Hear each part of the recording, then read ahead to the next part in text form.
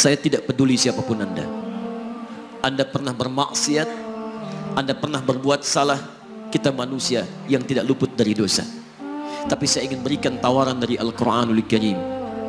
Quran surah keempat An-Nisa ayat 100, posisi paling kiri sebelah bawah. Pernah ada orang berbuat maksiat yang tak terlukiskan. Ada seorang yang pernah bunuh orang. Bunuhnya bukan 1, 2, 100 orang. Tak terlukiskan bilangannya. Kriminalitas tidak perlu diukur karena Anda akan lelah menghitungnya. Ketika Allah berkenan memberikan hidayah kepadanya, Masya Allah. Dan hidayah selalu terbuka pada siapapun sepanjang ia mau mengambilnya sebelum nyawa sampai di kerongkongannya. Tiba-tiba datang ia pada seorang alim dan berkata, saya ingin berubah. Alim ini kemudian menyampaikan pada orang dimaksud, Anda bukan berarti tidak bisa menjadi orang baik.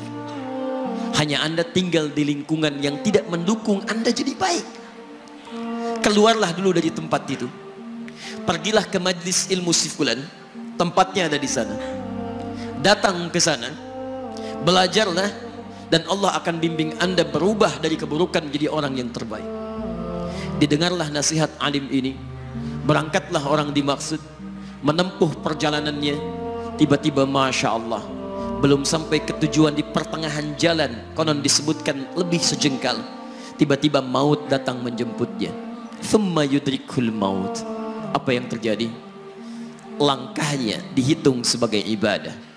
Dalam terapnya dia beristighfar, tobat kepada Allah subhanahu wa ta'ala. Taubatnya menghadirkan cinta Allah subhanahu wa ta'ala. Quran surah kedua ayat 222 di ujung ayatnya, innallaha yuhibbut tawwabin. Allah mencintai orang-orang taubat. Dan cinta Allah menghadirkan ampunan bagi seluruh dosanya. Quran surah ketiga Ali Imran ayat 31, paling kiri sebelah atas.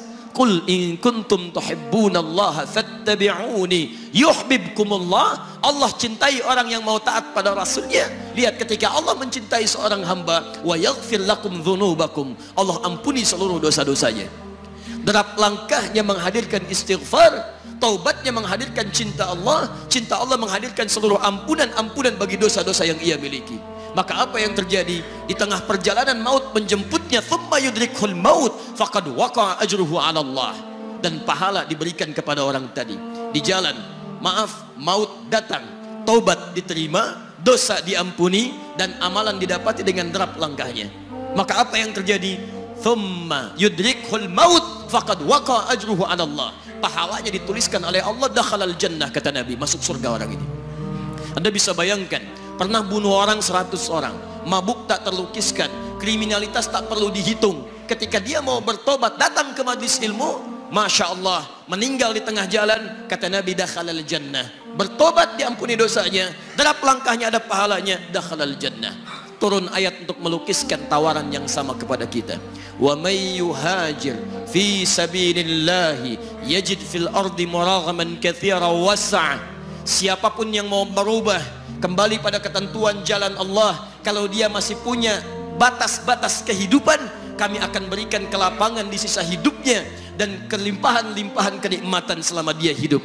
Wa may yakhruj min baitihi muhajiran ila Allahi wa rasulih. Namun bila ada di antara mereka baru ingin berhijrah, ingin berubah jadi lebih baik dalam pandangan Allah dan Rasulnya, tiba-tiba thumma yudrikul maut, baru keluar dari tempat dia tinggal, belum sampai ke tempat dia belajar, datang maut menjemputnya, faqad waqa'a ajruhu 'ala Allah.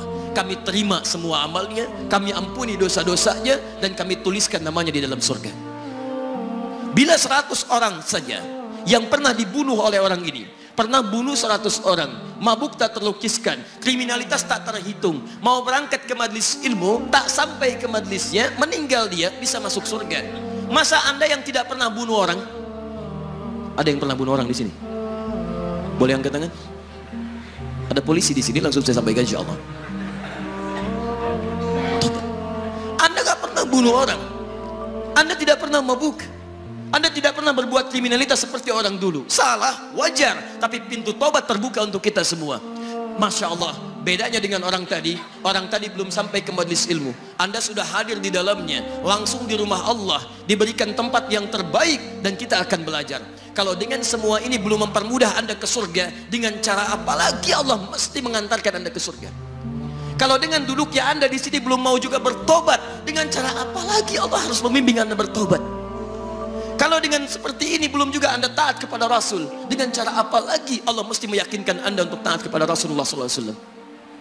Karena itu teman-teman sekalian, mari kita pelajari ilmunya, dan dengan ilmu itu akan membimbing kita insya Allah kembali kepada Allah sampai mengajak keluarga kita ke surga insya Allah.